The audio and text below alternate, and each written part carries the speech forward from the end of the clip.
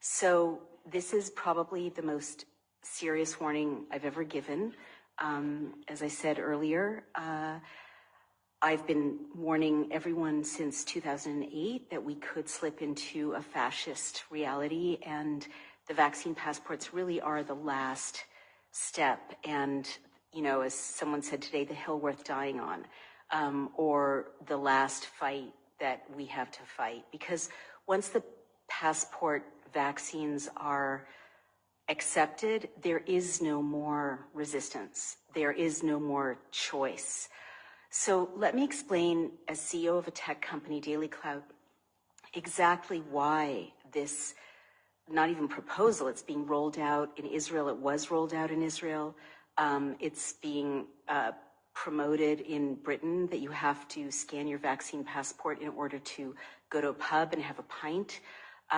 It's, you know, President Biden in America said this is going to be mandated. My tyrannical Governor Andrew Cuomo, said that it's got to be, you know, rolled out. The Excelsior Pass that IBM is creating, it's happening at warp speed. So please don't be fooled. This is the most dangerous tool that humanity has faced in my lifetime, if not ever, in terms of human liberty. Basically, let me explain a little nerdy tech detail. When you sign up on a website, or on an app, there's a place where you sign your name and you choose a password, and then there's a list of terms and conditions, and you agree to them. Well, that's really important. It seems insignificant, but it's really important, because what it means is you have choice. You can read the terms and conditions and you can think, this is too, tyrannical. They're going to sell my private details. I'm not willing to agree to these terms and conditions. They're not in my favor. And the password and username means that you get to decide when you log on to TD Bank or when you log on to PayPal. You're not walking around your daily life logged into PayPal. You're not walking around your daily life logged into, a credit score. So that's really, really important. You're in control. So with the vaccine passports, none of that will be the case. Everyone has to be participating all the time.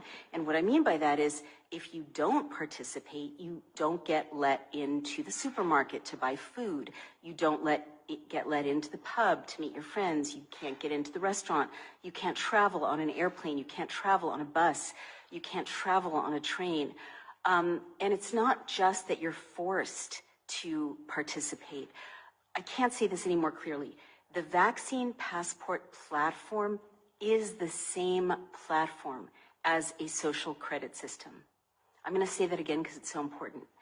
The vaccine passport platform is the same platform as a social credit system, like in China, that enslaves 8 billion people. In China, the CCP can find any dissident in 5 minutes because of the 360-degree surveillance of the social credit system. And it means that when you act like a good citizen, you get a boost, and when you act like a bad citizen, opportunities get closed to you. Maybe your child doesn't get into college or get into prep school. Maybe, you don't get that job, you don't get that promotion. The vaccine passport that is being proposed in the rest of the West is the same platform. I can't say that enough. Speaking as a tech CEO, what I mean is, once this platform rolls out, any other functionality can be linked to it with no problem, right? Any other functionality can be linked to it. What does that mean? It means that with a tweak of the back end, like virtually no extra development, PayPal can be switched off and on depending on how machine reading assesses what you've been saying on social media. So if you've been too conservative or too liberal, or you've used the word Trump too often, or the words pro-choice too often, or Sierra Club, machine reading will let PayPal know. PayPal will switch off or dial up your interest on a credit card, and that's the world you're living in.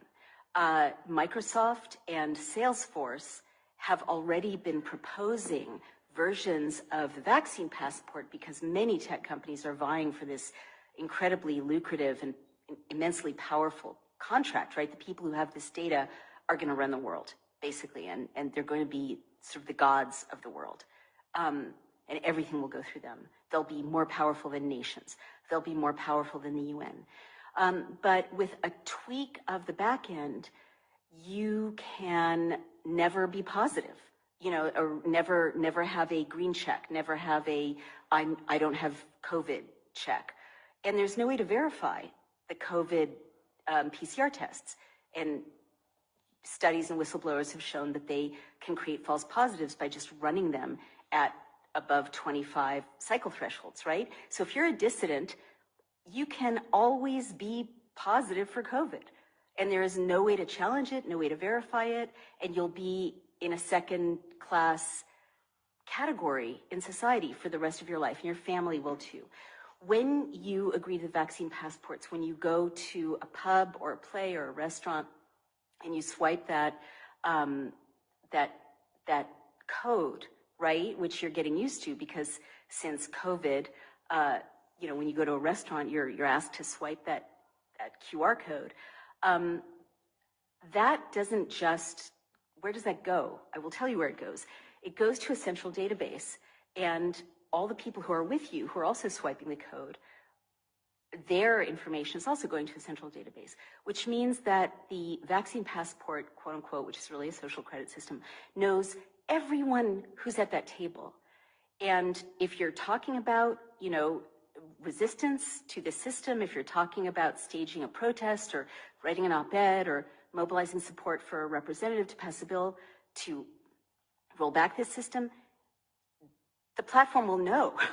And there's a functionality that creates maps of networks of people. And as you all swipe in your vaccine passport to that cafe or to that restaurant or even to that living room, right?